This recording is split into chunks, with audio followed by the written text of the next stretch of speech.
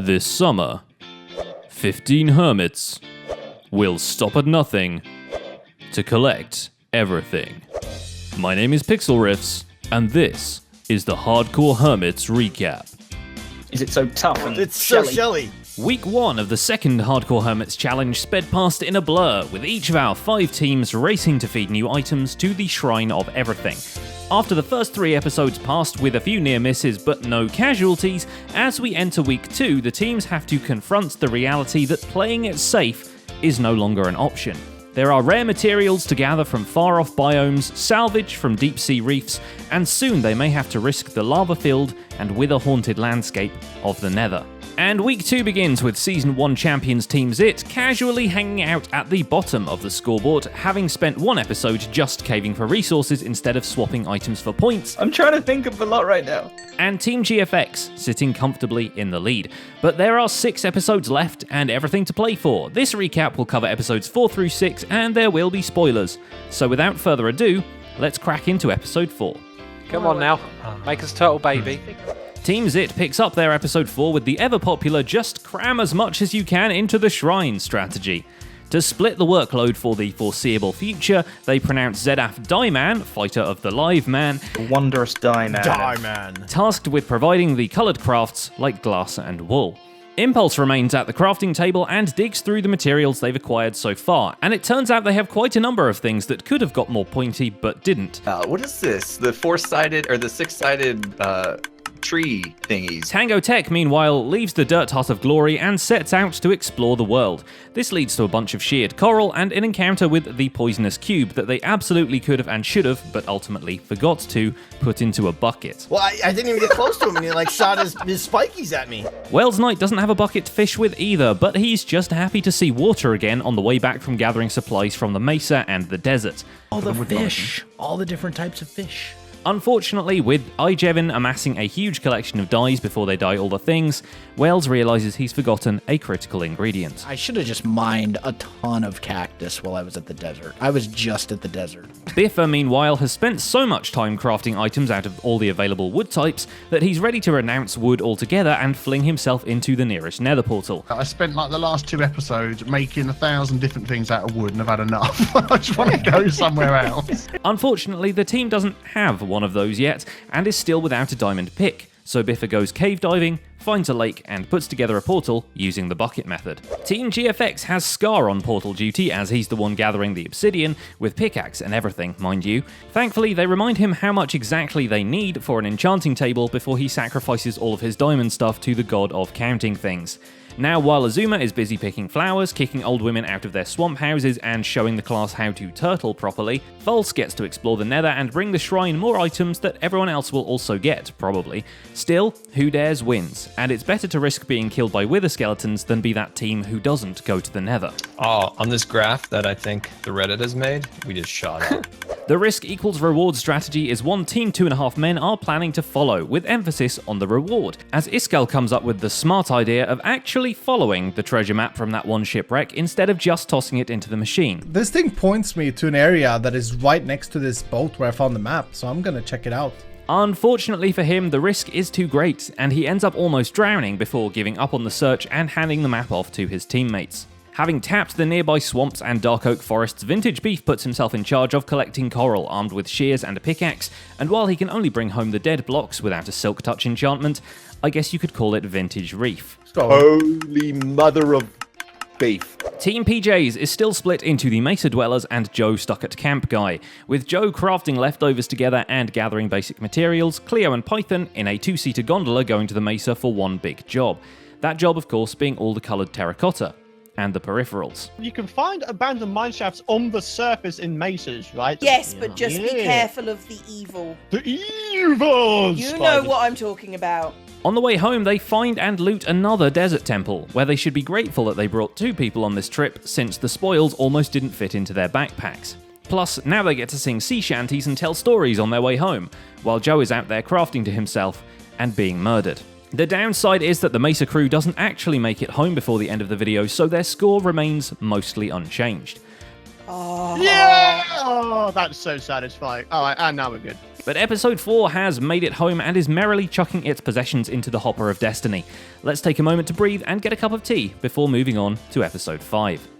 Which, speaking of the hopper of destiny, The points must flow.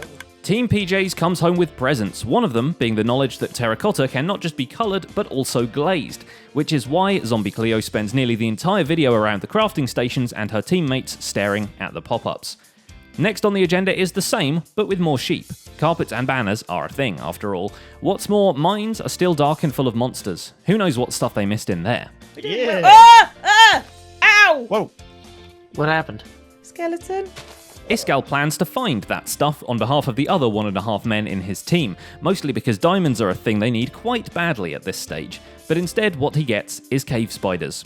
And lots of them. No, there's another spawner. 2 other spawners. Creeper falling down from the sky. At least he can tell it's a cave spider. Vintage Beef, on the other hand, has possibly the best reaction ever to the ghostly floating heads of nearby horses. Guys, Yeah? there are guinea pigs in this game? Once the poison wears off, Iskall tracks down a couple of minecart chests and scores some items that might have been a pain to craft on their own. Now I just need to find diamonds and I'm gonna be out of here. Wales Knight also manages to dig up a couple of loot chests, as his return to the desert has the unexpected side effect of serving him up a desert temple and shipwreck, after which it's his turn to run around collecting sand like it's going out of fashion. In the meantime, Biffa finds himself in a familiar nether ravine and begins the search for a fortress, and Jevin mines up the motherload of lapis for his dye collection. Episode 5 ends before they can dye all the things, but Biffa tracks down a blaze spawner, so we can expect the points to roll in next time, right?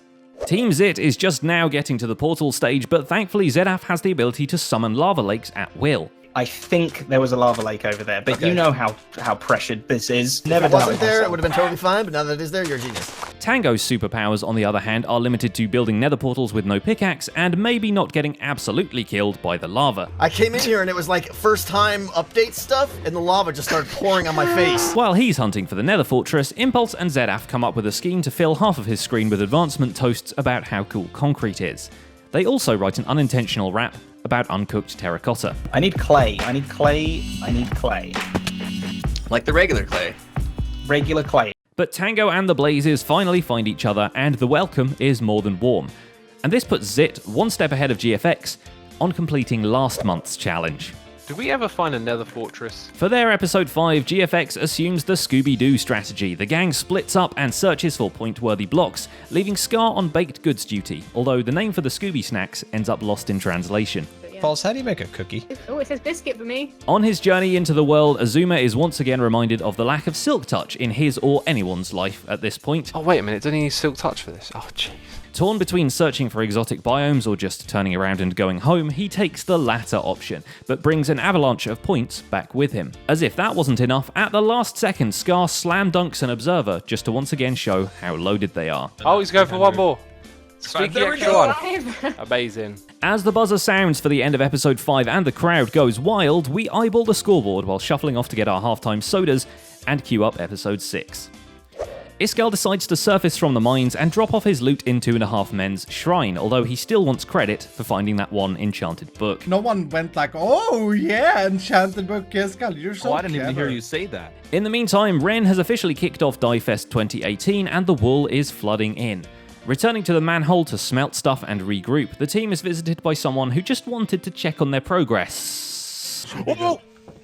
Holy ho! Oh my goodness! How about those reflexes though? Finally, their diamond drought is ended when Iskall finds enough to make a diamond pickaxe, and with their points still on the rise, it's time to grab some obsidian and head for the nether. Or its more recognised name, Sad town, USA, population me. As assorted glazed and coloured blocks pour into the shrine, Zit once again splits the party, sending Impulse off to explore and collect, and dropping Zedaf into a different hole in the ground, or at the very least a different angle, only for him to run out of pickaxe, barely a cave in, throw a skeleton into lava, and return with a little more gear for further conquest. Impulse happens to craft up some items they haven't gotten before, such as snow layers, courtesy of that silk touch only biome, but comes out 2 snowballs short of a block, meaning a whole other trip just to hit the ground once with a shovel. Finally, Tango Tech is back from his trip to the nether, and in anticipation of all sorts of potions they can now alchemy up, Tango realises that he never grabbed any nether wart. Oh, I forgot another wart.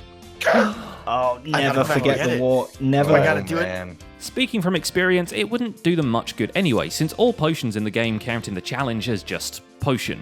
Don't spoil the surprise for them though, especially since the entire series was probably pre-recorded like a week ago. Team GFX's plan to take care of all the wood types before journeying outwards again ends up with Scar's video literally titled, "I almost died for a birch boat." I was running to get some birch, and I thought I could just run past a bunch of skeletons. Well, one of them's got a fancy bow. Should have chopped when you got the chance. Following the Observer from the previous episode, in go the redstone components, birchy things, and beetroot soup. In more good news, Turtle the book is finally out, and yes, they have it in hardback. Right, I'm signing that. After he's done picking the nether clean of things they haven't picked before, Azuma puts False's dye plan into action and ventures out for terracotta and dead coral. Which just so happen to be the two things, give or take a lot of concrete, that the PJs have already accomplished in their point rush. What do points mean? Prizes!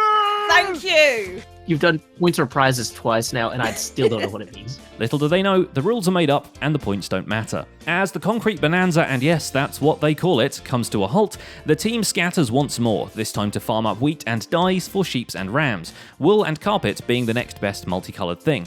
But don't worry, there is also potato. Potato! The snippets of their conversations include obscure British game shows, Joe dreaming of electric rappers, Predictive text rhyming dictionary is all I need out of artificial intelligence. Cleo encouraging us to pink harder, and making eerie predictions about the fates of other teams. I wonder if other people found like a huge iron vein in their first episode and then immediately went to the nether and died. Because around the time Joe was wondering if anyone just died in the nether... Oh man! No! Rip! We're going to gloss over the fact that Biffa got blazed and his final score was 420, and instead reflect on how remarkable it is that nobody has died up until halfway through episode 6. But his death may be a setback for Team Dodgy Jumper in more ways than one, as he died right next to a blaze spawner with all the nether items he'd planned to hand in at the Hungry Shrine. Let's think about the positives, right? We don't have to put up with Biff anymore. Run and get my stuff. There is so much stuff there. Luckily, Wells Knight just got back with a ton of dark oak, Ijevan has been handing in dyed items the entire time, and Wells is willing to dash into the nether and find the dropped items once he's managed to put together some more armor. Hey, I've got some iron armor lying upon my gravestone. Yeah, but by the time that I pick it up, I have a feeling I would need it. So these are the scores at the end of episode 6, but Team Dodgy Jumper now has one less person than all the other teams and half a person less than Iskal's team. How will this affect the competition as we enter the final week? Only time will tell. Can't we just like load up the backup and redo this episode again and not tell anybody? If only. You're not recording, are you? This Hardcore Hermits recap has been a production of the unofficial Hermitcraft recap, edited by me, Pixlriffs, and co-written with ZloyXP. Don't forget to leave a like on this video, tune in on Sunday for the Hermitcraft recap, and subscribe to the channel so you won't miss future episodes. Thanks for watching, and we'll see you next week.